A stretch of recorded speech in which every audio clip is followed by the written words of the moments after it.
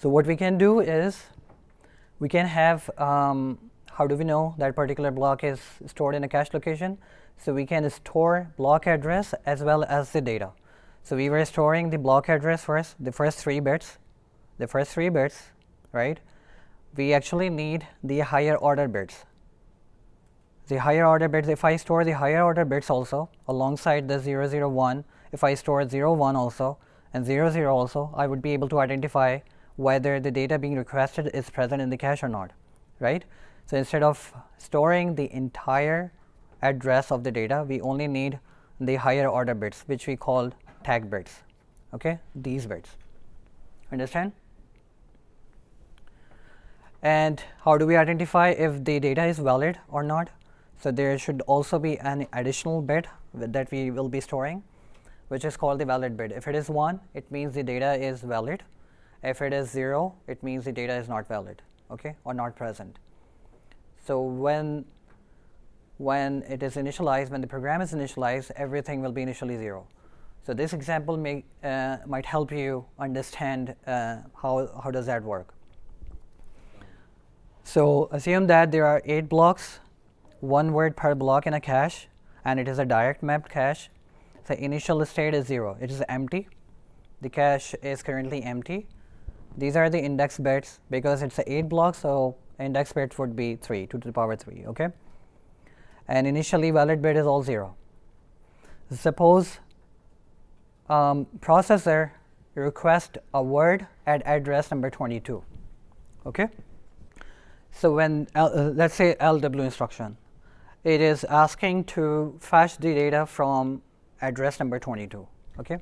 Now what you do first is you will write the binary address 22 in this form.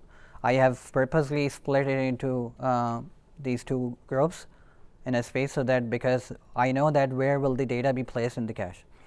So this case, because the data was not present in the cache, it was a case of miss, okay? And the cache block where it will be placing the data is 110. So after the data from memory location this, whatever the data is, it is placed here. The tag fields are 10 and the valid signal is 1, and this is where the data will be placed. Understand? This is going to help you solve your last question in assignment.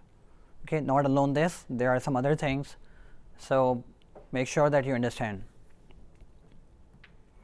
Similarly, when we request address number 26, again this was initially a miss case. It will place the data into 010 block because of this binary address, and the tag fields will also be stored here. I'll just keep going. Now when we request 22 and 26 again, it's a case of hit because the data is already present in this table in the cache, okay? Similarly, when we request 16, it goes as miss, and 16 is a hit again. So here we have the data in this location 010. We have this data, maybe a valid data, but what if we request the data 18?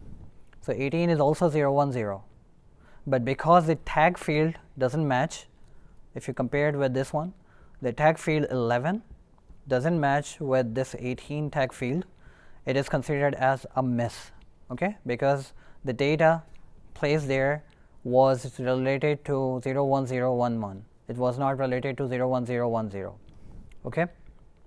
So you should understand now what is cache miss or what is a cache hit, okay? And you will be responding to these questions in your assignment also. Yep. And so do we just essentially write when we miss? Like because this isn't like a command or anything. Is it like we're trying to read at the top, like we're trying to find it, and then we're like, okay, we can find it. This is just the explanation, but yeah, so processor actually compares these things. So in the next slide, you'll see this is the hardware would look like. So when this is the 32-bit address, okay, depending on the cache size. So the cache size here is 1024 words. So, and the block size is each block in a cache contains 1 word only. So how many total number of blocks will there be? So 1024 over 1, which means that there will be 1024 blocks. So 2 to the power 10 means that there will be 10 bits that will be required to use for the index field. Okay, so what will happen is when the processor requests the word, it will go to the 10 bits field, okay, and then it will compare it with the tag field here. You see, it is comparing the tag field also.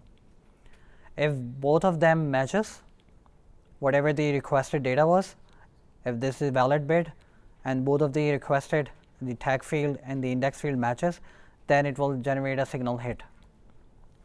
Okay, otherwise it will consider it as a miss. But in your assignment or just theoretical representation, you will just have a look at the data and you will be able to identify whether it's a miss or the hit thing. Yes. So the valid space is 10 bits wide. Valid is only 1 bit. It will just tell if this is the valid data or not. Index field is 10 bits wide here. Oh,